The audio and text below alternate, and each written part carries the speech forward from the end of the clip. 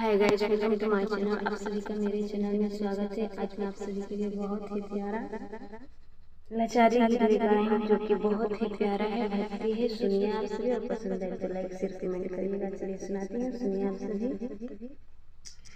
छूटल जाता मोरे ललनवा तुर कारणवा की कई, छूटल जाता मोरे ललनवा तुर कारणवा की कई, तुर कारणवा की कई, तुर कारणवा की कई, छूटल जाता मोरला ललनवा तुर कारणवा की कई। दुई बरदान मांगो तो आपन पूरा किहूँ सपनवा, दुई वरदान मांगो तो आपन पूरा किहूँ अरमनवा।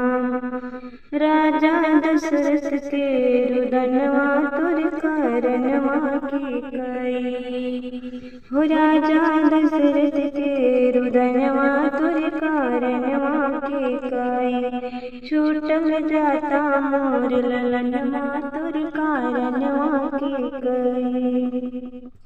राम लक्ष्मण बनवा गइले, सीता गई गुहनवा, राम लक्ष्मण बनवा गइले, सीता गई गुहनवा। सत में गइले मोर परनवा तुर कारणवा की कई, सत में गइले मोर परनवा तुर कारणवा की कई, मोर परनवा की कई, मोर परनवा की कई। सत में गइले मोर परनवा तुर कारणवा की कई, छूटल जाता मोर ललनवा तुर कारणवा की कई। कहाँ पे हुई हैं लाल हमारे म्यान बिना दरबनवा, कहाँ पे हुई हैं लाल हमारे म्यान बिना दरबनवा।